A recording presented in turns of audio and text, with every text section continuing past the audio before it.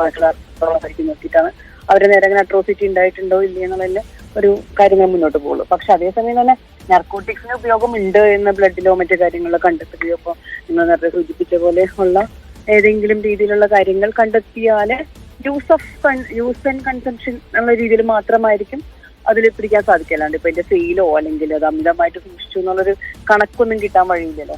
അപ്പോൾ ബ്ലഡിലൊക്കെ ഉണ്ടെങ്കിൽ യൂസ് മാത്രമേ പറ്റുള്ളൂ. പക്ഷെ ആ യൂസിൽ തന്നെ വോളണ്ടറി യൂസും ഇൻവോളണ്ടറി യൂസും ഒക്കെ പറഞ്ഞ പല പല സംഗതികളുണ്ട്. അപ്പോ അതൊക്കെ ഭാവിയിൽ എന്താ പറയാ കൃത്യമായി കൈവട പിടിക്കാത്ത കേസുകളൊക്കെ വിട്ടുപോകുന്ന കൂട്ടത്തിൽ വേണമെങ്കിൽ വിട്ടുപോകാനും സാധ്യതയുള്ള കേസുകളൊക്കെ തന്നെയാണ്. അപ്പൊ അതുകൊണ്ട് പോലീസ് ഇപ്പൊ ഇങ്ങനൊരു ശ്രമം നടത്തിയതിന്റെ ഭാഗമായിട്ട് സിനിമാ ലൊക്കേഷനുകൾ കുറച്ചും കൂടി നർക്കോട്ടിക് ഫ്രീ ആയി മാറും, അല്ലെങ്കിൽ സബ്സ്റ്റൻസുകൾ പ്രത്യേകിച്ച് ഇത്തരം കാര്യങ്ങളിൽ നിന്നൊക്കെ അവർ മാറി നിൽക്കും എന്ന രീതിയിലും പിന്നെ ഇതിന് മുകളിൽ ജാഗ്രത ഉണ്ടാവും ചെയ്യുന്ന മാത്രമേ എനിക്ക് പ്രതീക്ഷ തോന്നുള്ളൂ. അതിനിപ്പോ ഷൈൻ മാത്രമല്ലല്ലോ, എത്രയോ ആളുകളുണ്ട് അതിനകത്ത്.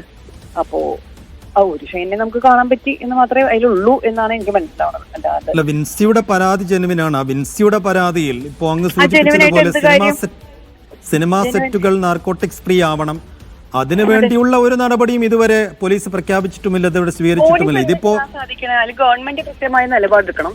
സിനിമാ സെറ്റുകളിൽ സിനിമകൾ നടത്തുന്നുണ്ടെങ്കിൽ അവിടെ ഇന്ന പ്രോട്ടോകോൾ പാലിക്കണം, ഒരു സ്റ്റാൻഡേർഡ് ഓപ്പറേഷൻ പ്രൊസീജിയർ തയ്യാറാക്കിയിട്ട് എല്ലാവർക്കും നൽകണം. ഇന്റേണൽ കമ്മിറ്റിയുടെ കാര്യങ്ങളിൽ കുറച്ചും കൂടി കൃത്യമായ മോണിറ്ററിംഗ് നടത്തണം. അത് സിനിമാ സംഘടനയെ തന്നെ ആ മോണിറ്ററിംഗ് ഏൽപ്പിച്ചിട്ട് കമ്മിറ്റി റിപ്പോർട്ട് പുറത്തു വന്നതിന് പിന്നാലെ ഇതിലെല്ലാം വേഗത്തിൽ നടപടി ഉണ്ടാകും എന്ന് പറഞ്ഞ നമ്മുടെ സർക്കാർ ഒരു കോൺക്ലേവ് പ്രഖ്യാപിച്ചിരുന്നു. ആ കോൺക്ലേവിന്റെ കാര്യത്തിൽ ഒരു വിവരവുമില്ല. എന്ത് കാര്യം കുറെ പേര് വലിയ വലിയ കാര്യങ്ങൾ സംസാരിച്ച് പോയിട്ട് കാര്യമില്ലല്ലോ, നടപടിയല്ലേ ആവശ്യം.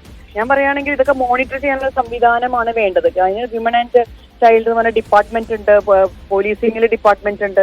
ഇതെല്ലാം കൂടി ഏകോപിച്ച് പ്രവർത്തിക്കണം. അല്ലാതെ ഇപ്പോൾ സിനിമാ സംഘടനയിൽ നിന്നുള്ള ആളുകളെ മാത്രം എടുത്തൊരു മോണിറ്ററിംഗ് കമ്മിറ്റി ഉണ്ടാക്കാം.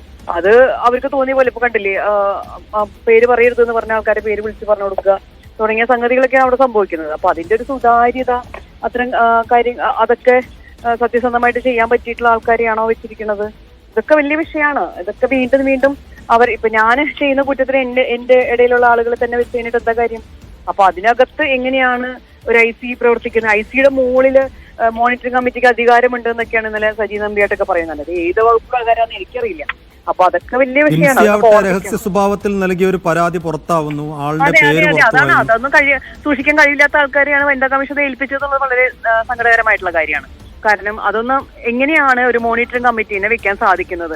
ഒരു പോഷ് ആക്ടിൽ ഇല്ലാത്തത്, റൂൾസ് അമെൻഡ് ചെയ്യാതെ. അതായത് ഇതിന്റെ മുകളിലുള്ളതാണ് ലോക്കൽ കമ്മിറ്റി എന്നുള്ള കമ്മിറ്റി ഉള്ളത്. ആ കമ്മിറ്റിയാണ് മോണിറ്റർ ചെയ്യേണ്ടതാണ് വകുപ്പ് പറയുന്നത്, മറ്റേ ആക്ട് പറയുന്നത്. ആ ആക്ടിനെ മറികടന്നുകൊണ്ട് ഇവർക്ക് എങ്ങനെ അത് പ്രവർത്തിക്കാൻ സാധിക്കും? അതിനെത്രത്തോളം ലീഗൽ വാലിഡിറ്റി ഉണ്ട്? ഇതൊക്കെ കൊണ്ട് ഞങ്ങൾ നടപടിയെടുക്കും എന്ന് പറഞ്ഞാൽ ഒരാളുടെ റൈറ്റ് ടു വർക്കിന് അത് മൗലിക അവകാശമാണ്. അതിനെ പിടിച്ചു നിർത്താൻ സാധിക്കില്ല. കാരണം ഇന്ന് മൊബൈൽ ഫോണിന് പോലും നമുക്ക് സിനിമ എടുക്കാൻ സാധിക്കുന്ന ഒരു കാലഘട്ടമാണ്.